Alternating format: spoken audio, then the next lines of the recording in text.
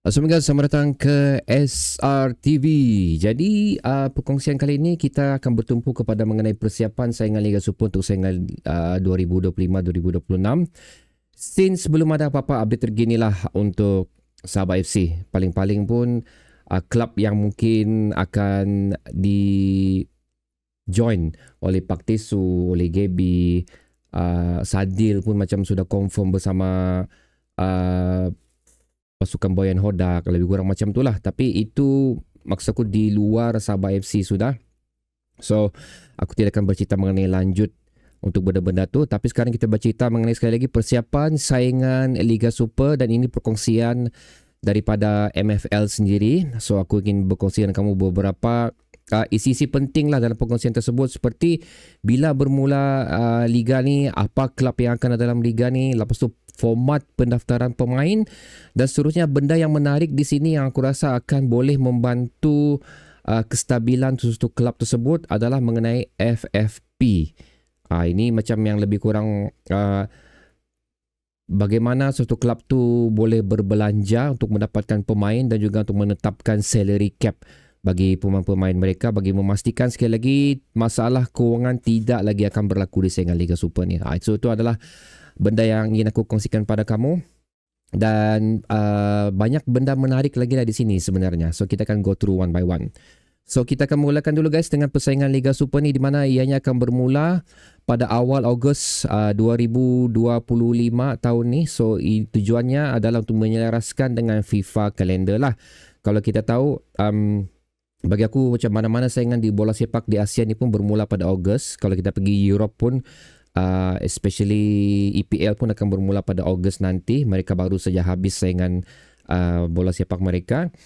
Dan apa yang menyedihkan di sini, tapi sebenarnya kita tahu juga kerana satu kelab ni memang banyak skandal mengenai masalah kewangan, iaitu Kedah tidak akan beraksi pada saingan Liga Super musim akan datang. Dan satu lagi yang aku kecewa dan mengejutkan adalah mengenai Perak lah. Pasal Perak ni tim dia agak sunyi di sepanjang saingan Liga Super ni. Mereka cuma fokus untuk menghabiskan perlawanan. Lepas habis saingan Liga Super ni, baru kita dengar cerita-cerita mengenai masalah apa yang terjadi dalam kelab mereka ni. Dan itu adalah merupakan satu benda yang agak mengejutkan lah, kerana bagi aku Perak adalah merupakan satu tim underdog, boleh katakan gitu, tapi underdog yang terbaik lah di saingan Liga Super ni, di mana kita tewas pada perlawanan terakhir sewaktu menentang Perak tempoh hari. So, kelab yang akan sah bertanding untuk saingan Liga Super ni adalah kelab yang memang ada dalam senarai pada musim lepas, iaitu JDT, Selangor, Sabah, Terengganu, Penang, Kuching, Seri Pahang, Negeri Sembilan. Itu yang tidak ada masalah dari segi keuangan, diberikan lesen penuh untuk beraksi di saingan bola sepak tempatan kita yang akan datang. Manakala untuk Kuala Lumpur, PDRM dan juga Kelantan, Darul Naim diberi lesen kebangsaan dengan sanction. Seperti mana aku ada share dengan di bahagian community SRTV lah mengenai benda ni, di mana sanction ni, di mana mereka perlu lagi submit satu lagi laporan keuangan di hujung dia punya tarikh tutup dia, last tarikh dia lah untuk mereka submit di penghujung bulan ni. Sekiranya semua okey, dan mereka akan terus diberikan lampu hijau lah untuk beraksi di saingan Liga Super akan datang. Jadi sekali lagi, Kuala Lumpur, PDRM dan Kelantan walaupun disenaraikan di dalam akan menyertai saingan Liga Super, tapi mereka perlu lagi membuat mensubmit laporan keuangan mereka yang terakhir pada hujung bulan ni. Sekiranya semua okey, baru mereka akan mendapat lampu hijau lah. Sekarang ni masih lagi lampu kuning lah. Itu lebih kurang macam tu. Dan apa yang menarik di sini adalah kembalinya Melaka FC di saingan Liga Super ni, dan juga Immigration FC.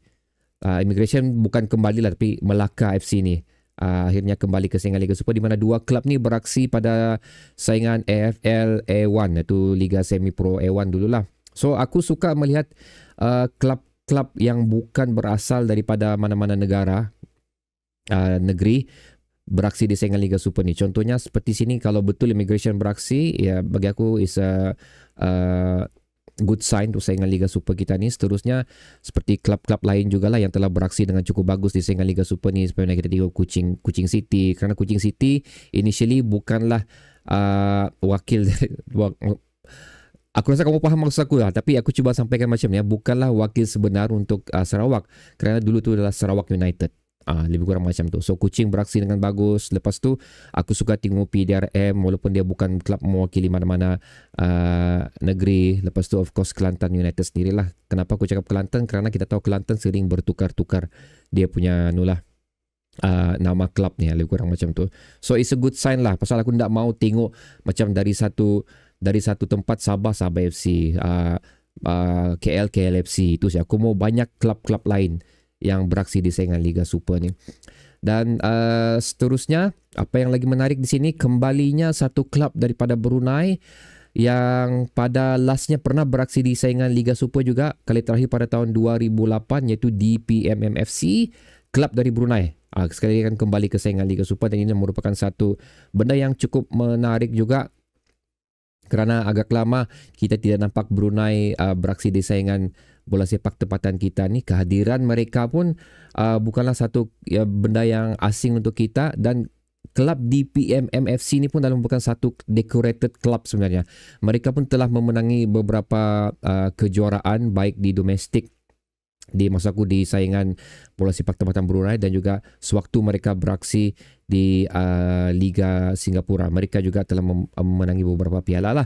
Walaupun bukanlah besar sangat piala mereka tu, walaupun Liga Brunei itu pun bukanlah sehebat Liga kita, tapi at least inilah merupakan satu klub yang mempunyai sejarah di belakang mereka, memenangi beberapa piala yang amat berprestij bagi saingan mereka tersendiri. Itu membuatkan akan ada 14 kelab lah yang akan beraksi di saingan Liga Super. Dan ini pun merupakan satu benda yang cukup menarik, kerana pada awalnya kita dikabarkan 8 kelab saya akan beraksi di saingan Liga Super. Kalau 8 kelab bagi aku boring lah.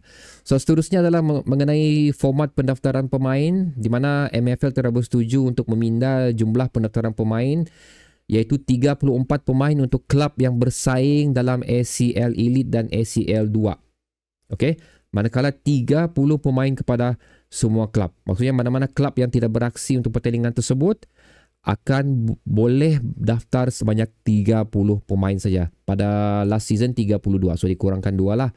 Seterusnya manakala ini untuk pemain import manakala semua kelab dibenarkan mendaftar pemain asing sejumlah 15 pemain. Okey, hampir separuh daripada pendaftaran tu lah. 15 pemain pemain import boleh didaftarkan untuk kota pemain asing, tapi di atas padang seramai 7 pemain plus 2 pemain simpanan, dengan komposisi 4 terbuka, 1 Asia dan 2 ASEAN.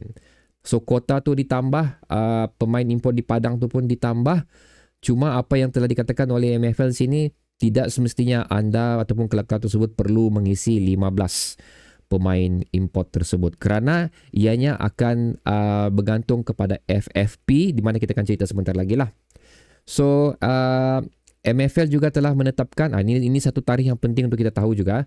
MFL juga telah menetapkan tarikh perpindahan pemain pertama Liga Malaysia tahun 2025-2026 pada 9 Jun sehingga 31 Ogos 2025, waktu Hari Merdeka.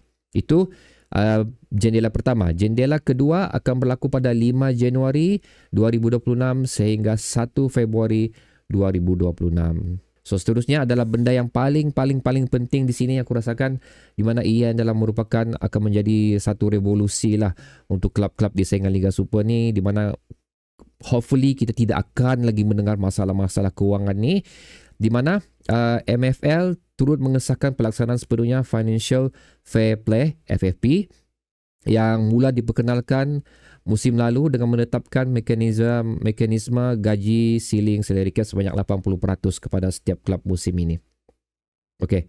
So FFP itu sebenarnya telah diperkenalkan pada musim lepas, tapi ini akan lebih dikuatkuasakan lagi dengan beberapa lagi pembaharuan. Yang first kita tahu adalah salary cap 80% bagi setiap kelab pada musim yang akan datang. Ramai yang tidak, aku ada membaca juga lah komen-komen, ramai yang tidak bersetuju. Maksudnya bilang orang patut kelab-kelab bawah diletakkan lebih rendah salary cap tu, lebih tinggi salary cap. Manakala untuk kelab yang kuat seperti JDT, jangan letakkan 80% tapi letakkan mungkin rendah, mungkin 50%. So akan memberi keseimbangan kepada kelab-kelab yang lain. Bagi aku ada benarnya juga, tapi bagi aku biar semua klub pukul rata dapat 80%, kerana sekiranya berlaku apa-apa kekalahan ke apakah, tidak ada alasan yang melibatkan FFP ni. Okey, itu yang paling penting, tidak ada alasan melibatkan FFP.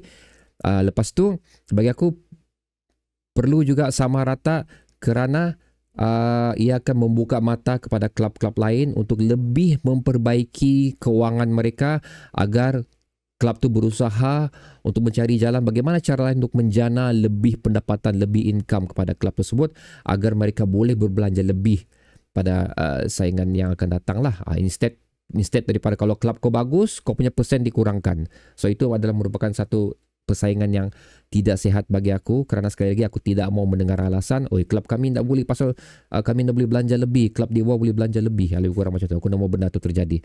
Dan seterusnya, ada satu lagi benda yang telah diperkenalkan di sini, bagi aku ini pun adalah merupakan satu tindakan yang cukup bagus, di mana selain daripada pemantauan yang dilakukan seperti yang kita tahu, di mana sebelum bermulanya saingan Liga Super ni, semua klub akan memberi status kewangan mereka, laporan kewangan mereka kepada MFL, tapi ianya tidak berhenti di situ saja, di mana penyerahan bajet secara bermusim akan bermula. Iaitu selama iaitu 5 lagi penyerahan berkala sepanjang musim Liga Super akan dilakukan bagi memantau status pembelanjaan klub-klub tersebut di saingan Liga Super. So ini adalah merupakan benda yang bagi aku menarik lah, di mana instead of satu saja laporan yang diberikan oleh klub-klub sebelum bermula di saingan Liga Super, lepas tu another laporan akan dilakukan sebelum berlangsungnya musim akan datang. Tapi kali ini klub-klab perlu menyerahkan penyerahan bajet berkala sebanyak 5 kali di sepanjang saingan Liga Super, sekali lagi bagi memastikan juga memantau perbelanjaan klub tersebut. Dan aku mengharapkan di sini tidak ada berlaku sebarang penipuan lah, lebih kurang macam tu. Jadi ini perlu dilakukan secara tulus daripada klub yang terlibat, dan pihak penganjur pula perlu melakukan checking yang secara lebih detail sah. Lebih kurang macam itu. Bukan setakat membaca laporan saja. Pasal laporan ni kadang-kadang boleh diubah sesuai, tapi perlu melihat secara lebih mendalam lah apa yang telah diserahkan oleh klub-klub tersebut. Jadi itulah dia guys, perkembangan terkini untuk saingan Liga Super kita ni. Ada banyak perubahan telah dilakukan. Banyak klub akan beraksi di saingan Liga Super ni, dan bagi aku kesemua ni merupakan satu benda-benda yang positif lah untuk perkembangan dan juga perkembangan saingan Liga Super, dan seterusnya bagi bilang orang memperbaiki lagi imej saingan Liga Super kita ni, agar tidak berlaku lagi sebarang benda-benda buruk seperti pemain import tidak dibayar, pemain import kembali ke kampung mereka tanpa dengan membawa 0 sen. Lebih kurang macam tu. Kita tidak mau lagi dengar benda-benda macam tu, kerana ianya sungguh memalukan untuk saingan bola sepak tempatan kita. So, okay guys, apa pendapat anda mengenai info terbaru daripada MFL ni? Benda-benda yang telah aku sebut sebentar tadi. Tak kisahlah apa benda yang kamu rasa kamu tak setuju, kamu boleh tekan di ruang komentar di bawah, dan kamu juga boleh tekan apa-apa benda yang kamu rasa bagus, benda yang diperkenalkan oleh MFL ni, tekannya di ruang komentar di bawah. Bertemu lagi di video seterusnya guys. Assalamualaikum.